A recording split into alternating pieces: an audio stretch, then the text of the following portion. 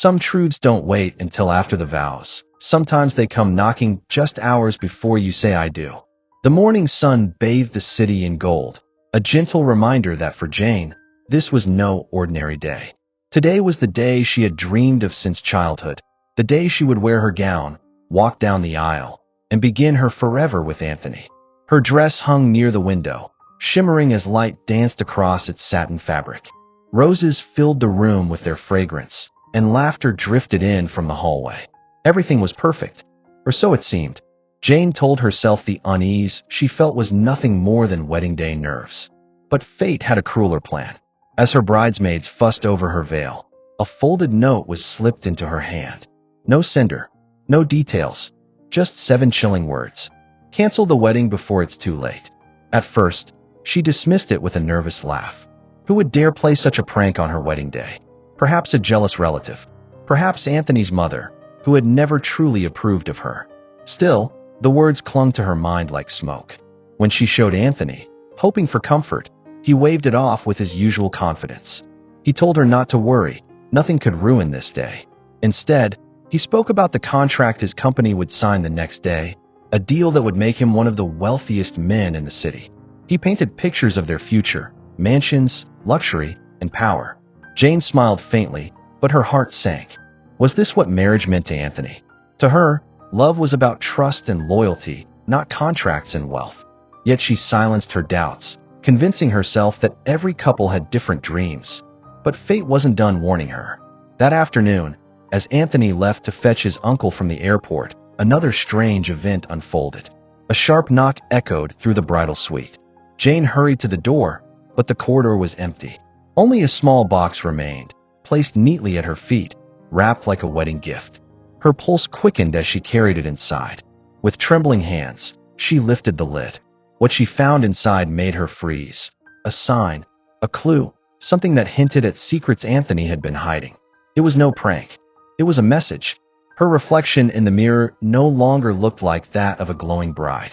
Instead, she saw uncertainty, fear, and a woman standing at the edge of a truth that could shatter everything. Jane had always believed love could overcome any storm. But as she clutched the mysterious box, she couldn't help but wonder if she was about to walk into the biggest mistake of her life. And she had no idea. The storm had only just begun. They say a bride's heart knows the truth long before her mind is ready to face it. Jane's hands trembled as she placed the mysterious box on the table. The laughter and chatter outside her room seemed so far away, as if she were no longer part of the celebration. Inside the box lay an item that didn't belong. Something personal, something Anthony had once claimed belonged only to her. Yet here it was, sent to her anonymously, on the very morning of their wedding. Her breath caught as 100 questions raced through her mind. Who had left it? Why now? And most importantly, what did it mean?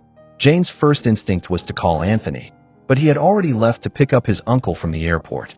She dialed his number anyway, hoping to hear the calm reassurance of his voice. Instead, the call went unanswered. Again and again, the line rang with no reply. Her uneasiness grew into dread.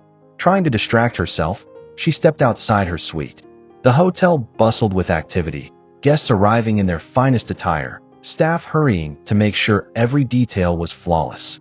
Yet amid the noise, Jane felt an unsettling silence inside her heart. And then she overheard something that made her blood run cold. 2 hotel staff were speaking casually near the lobby.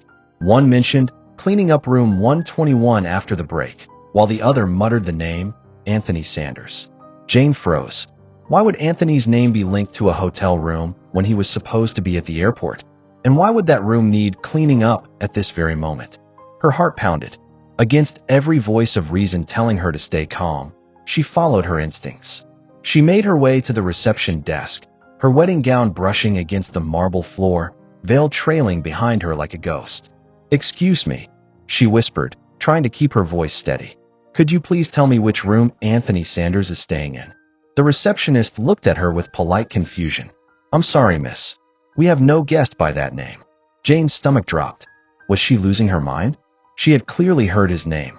The receptionist offered no help, and Jane, too afraid of creating a scene, backed away. But her thoughts were relentless.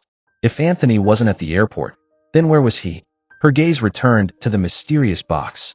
The more she thought about it, the more it felt like a riddle, a clue deliberately placed in her hands. Whoever sent it wanted her to uncover the truth. And the truth, she feared, was closer than she dared imagine.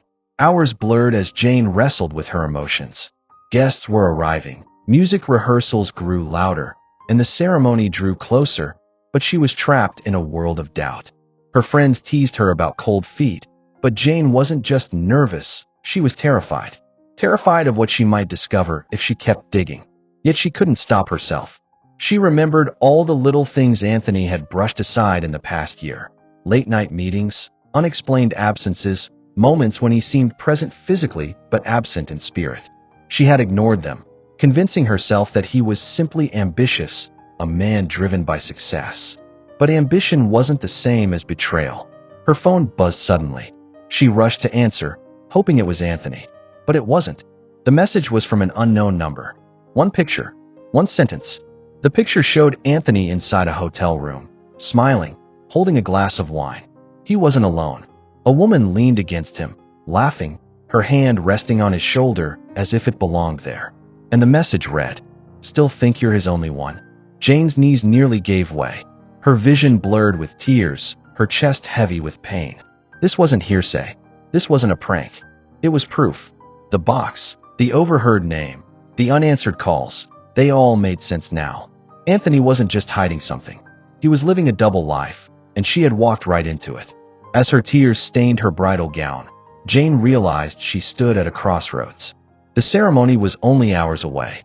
Family and friends waited eagerly for her to walk down the aisle. But how could she vow to love and honor a man who had already betrayed her before the vows were even spoken? For the first time since the day began, Jane understood the meaning of the note she had received that morning. Cancel the wedding before it's too late. The mystery wasn't a mystery anymore. It was the beginning of heartbreak. And yet, Jane wasn't ready to give up. She needed to know the full truth. She needed to confront the darkness before deciding whether to step into the light. What she didn't know was that the truth waiting for her inside room 121 was far worse than she imagined. Some secrets don't whisper, they scream, shattering everything you once believed. Jane's heart was a storm as she stood in the grand lobby, her bridal gown trailing behind her like a shadow of broken dreams. The picture she had just received burned into her mind. Anthony in a hotel room, smiling, relaxed, with another woman at his side. It wasn't just betrayal, it was mockery. On the very morning of their wedding, he had chosen to be with someone else. Her friends called her to join the preparations, but Jane's mind was elsewhere. The guests, the ceremony, the flowers, none of it mattered now. Only one thing mattered, the truth. She needed to see it with her own eyes. With trembling hands, she made her way to the elevator, her heart pounding as each floor brought her closer to room 121. She knew what she was about to face could break her completely, but she couldn't walk into marriage with unanswered questions. The corridor was silent when she stepped out. Each step felt heavier than the last. Finally, she stopped in front of the door. Room 121, the place where her future was about to be rewritten. For a moment, she hesitated. What if she was wrong? What if the photo was old, or staged, or simply a cruel trick? But deep down, she already knew the truth. The note, the box, the unanswered calls, they all pointed here. With a deep breath, Jane pushed the door open. What she saw was enough to crush the last pieces of her heart. Anthony wasn't alone. He stood inside, his jacket off, a glass of champagne in his hand. And beside him was a woman, elegant, confident, and smiling like she owned him. Their closeness wasn't the kind of mistake that could be explained away. It was intimacy, familiarity. It was proof. Jane's body froze, but her mind screamed. Every promise Anthony had ever made shattered in that single instant. The woman turned, her eyes meeting Jane's. Instead of guilt or shame, there was a cruel calmness in her gaze, as though she had been waiting for this moment. "You must be Jane," she said smoothly, though Jane heard the words only in her mind, like a sharp blade cutting through silence. "I suppose it's time you knew." And then the mistress revealed the truth, a truth more poisonous than Jane had imagined. This wasn't a one-time mistake. Anthony had been meeting her here for months. Every Friday, while Jane believed he was working late, he had been in this very room, in this very woman's arms. The mistress explained how she had discovered Jane only recently, how she had been shocked to learn that Anthony was preparing to marry another woman while keeping her hidden. At first, she had planned to leave him, to walk away. But betrayal like his didn't deserve silence.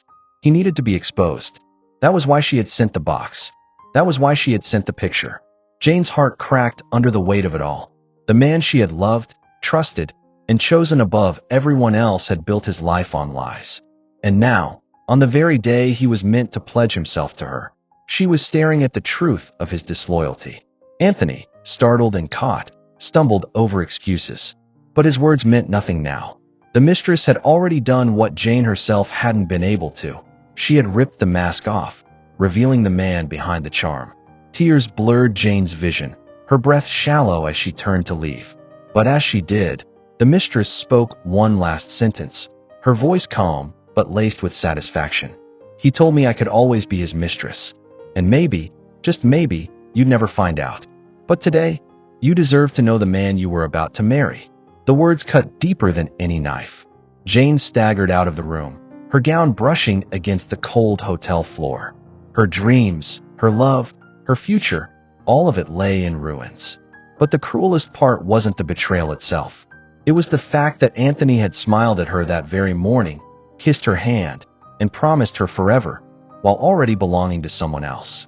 As she collapsed onto a bench in the hallway, Jane realized that her wedding day had already ended before it began. She had walked into this morning as a bride-to-be, filled with hope. Now, she was nothing more than a woman standing at the crossroads of love and devastation. But little did Jane know, the betrayal wasn't over. Anthony had planned more than lies, and the next hours would reveal not just his disloyalty, but his downfall. Some betrayals are painful in private, but when the truth is revealed before the world, it destroys more than just love. It destroys pride. The clock ticked mercilessly toward the ceremony. Guests filled the decorated hall, their laughter and excitement rising like music. To them, this was the beginning of a fairy tale, two souls uniting, a love story reaching its happy ending. But for Jane, every flower, every smile, every whispered blessing felt like a cruel reminder of the lie she had uncovered. Her heart still throbbed from the scene at room 121. The image of Anthony with his mistress replayed endlessly in her mind. Yet, as much as she wanted to run, a strange strength kept her anchored.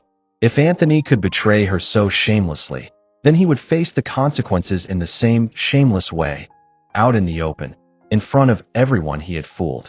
So, Jane walked toward the altar, not as a bride blinded by love, but as a woman preparing for truth to be revealed.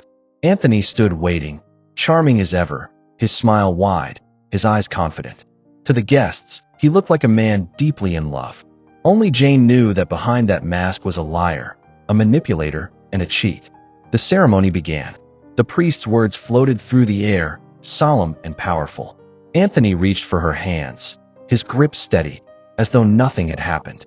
He repeated his vows with ease, promising love, loyalty, and devotion. The crowd sighed with admiration, touched by his sincerity. But Jane felt nothing. His words were hollow, empty, poisoned by the truth she carried. Then came her turn. The priest turned to her, waiting for her vow. Jane's lips parted, but before she could speak, the lights in the hall flickered. A large screen, meant to display live footage of the wedding, suddenly came alive with a different video, a video no one expected. Gasps filled the room. On the screen, Anthony appeared, not in a suit, not in the ceremony, but in a hotel room. His voice echoed across the hall as he spoke to the other woman. "Remember, you can always be my mistress. Pumpkin doesn't need to know." Laughter followed in the recording, his mistress leaning against him, his hands shamelessly around her. The hall fell into stunned silence. Then whispers rose, sharp and cutting. Guests turned to Anthony, their eyes wide with shock, disbelief, and disgust. Mothers covered their children's ears, relatives exchanged horrified glances, and Jane stood motionless, her veil trembling with her breath. Anthony's face turned pale, his confident smile shattering. "This isn't what it looks like," he shouted, his voice desperate, his composure slipping away. But no one listened. The video continued, exposing his every word, his every betrayal. Jane's heart was heavy, but for the first time since the morning, she felt strangely calm. The truth was no longer hers to carry alone. It was laid bare before everyone. Anthony's carefully built image of success, charm, and devotion crumbled in front of his family, friends, and business partners. The priest lowered his book, his voice firm. "There will be no wedding today." Gasps rippled through the crowd. The ceremony was over, not with vows, but with humiliation. Anthony stumbled forward, reaching for Jane. "Please, listen to me. This is all a mistake, a setup." But Jane stepped back, her eyes cold, her silence louder than any words she could have spoken. The guests began to leave, some shaking their heads in disappointment, others whispering about the scandal they had just witnessed. Anthony's business partners, who had come to celebrate, turned away in anger, muttering about canceled deals and lost trust. For Anthony, it was more than just the loss of a bride. It was the loss of his reputation, his career, and his carefully constructed empire. The betrayal he had tried to hide in hotel rooms and secret meetings had now destroyed him under the weight of public exposure. Jane removed her veil, letting it fall to the floor. She didn't cry. She didn't scream. She simply turned and walked away, her steps steady, her back straight. She had walked into the hall as a bride about to marry a liar. She left it as a woman who had faced betrayal with dignity, allowing karma to do its work. But the night wasn't finished. For Anthony, worse was still to come. When betrayal is exposed, it doesn't just end love, it ends empires. The wedding hall that had been decorated like a dream was now drenched in shame. The flowers still stood, the music still played faintly in the background, but the atmosphere was poisoned. Guests hurried toward the exits, whispering furiously, eager to carry the scandal out into the world. Anthony remained frozen near the altar, his once perfect suit now a costume of disgrace. His face was pale, his hands trembling as he tried to stop people from leaving. "Wait, please, don't go. This isn't true. Someone is trying to ruin me," he pleaded, but no one believed him. The video evidence was undeniable, his own voice condemning him more clearly than any accuser could. Jane had already left the hall, her dignity intact, her silence sharper than words.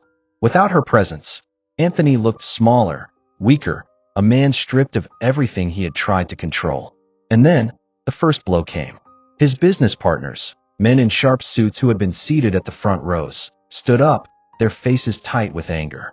One of them, Mr. Harrison, who had been negotiating $1 million deal with Anthony, stepped forward. "We came here to celebrate your honor, Anthony," he said coldly, his voice loud enough for all to hear. "Instead, we witnessed your disgrace. Do you think we would trust our empire to a man who lies even to his own bride?" Anthony's heart dropped. No, Harrison, listen. This has nothing to do with business." But Harrison cut him off. "Integrity is everything in business. And tonight, you've shown you have none." With that, Harrison and the other investors turned their backs and walked out. Each step they took was like a nail in the coffin of Anthony's career. The second blow followed swiftly. Anthony's family, who had once looked up to him as their pride, now stared at him with disgust. His mother wept quietly, ashamed. His father, red with anger, muttered, "You've destroyed us, Anthony. You've brought shame to our name." Relatives who had boasted of his wealth and charm now whispered that he was cursed, that greed and betrayal had blinded him. They too left him standing alone, their absence heavier than their words. But the final and most brutal blow came not from family or business partners, but from the woman he had thought he could hide forever, his mistress. As the hall emptied, she appeared at the back, arms crossed, her lips curled into a mocking smile. "Well, Pumpkin," she said loudly enough for those still present to hear, "looks like your little secret isn't a secret anymore." Her laughter echoed like a cruel melody, making Anthony's humiliation complete. She didn't come to comfort him, didn't come to defend him. She came to watch him fall and enjoy every second of it. Anthony's knees buckled. He sank onto a chair, his head in his hands. In the span of an hour, he had lost everything: his bride, his respect, his business deals, his family's pride. The dream of becoming a millionaire, of being admired, of controlling everything, was gone. What remained was the reality of his betrayal and the ruins it had created. The reporters, who had been invited to cover the grand wedding, were now covering a scandal. Cameras flashed, microphones shoved forward, questions hurled at him. Anthony, is it true you cheated before the wedding? Were your business deals built on lies too? Is this the end of your career? Anthony couldn't answer. His voice was broken, his lies useless. By midnight, the once glorious wedding was a headline. Newspapers, blogs, and social media burned with the story. Billionaire groom exposed on his own wedding day. The cheater who lost everything in one night. For Jane, the night ended with quiet strength. She had walked away, leaving Anthony to the fate he had created. For Anthony, the night ended with ruins. The ruins of his empire, his pride, and his carefully built mask. But the story wasn't over. Anthony had lost his crown, but fate had one more lesson waiting for him. A punishment he never expected. Some losses break a man, but others rebuild a woman. The days after the ruined wedding felt like a nightmare Anthony couldn't escape. Everywhere he turned, whispers followed him. His phone wouldn't stop buzzing, but it wasn't deals or congratulations anymore. It was reporters, angry clients, and lawyers. His empire, once praised as unstoppable, collapsed like a fragile glass house. Investors pulled out one after another, deals crumbled, and lawsuits started piling up. His bank account shrank with terrifying speed, his name blacklisted in boardrooms where once it had commanded respect. The mistress who had once clung to him for wealth and gifts disappeared as soon as the money dried up. She left behind mocking words. What good are you without your millions, pumpkin? For Anthony, that was the final betrayal. He tried to rebuild, tried to convince people to trust him again, but no one would. Every door he knocked on stayed closed. Every hand he stretched out was withdrawn. And slowly, the people who once bowed to him now mocked him. Once, he had been the man everyone envied. Now, he was the man everyone pitied. In contrast, Jane's life unfolded in a very different way. Though humiliated on her wedding day, she had walked away with her dignity intact. People admired her strength, her silence, her refusal to scream or fight. What Anthony thought would break her actually raised her higher. Her story spread across the city, not as the woman who was cheated on, but as the woman who chose self-respect over riches. Women admired her courage. Men respected her grace.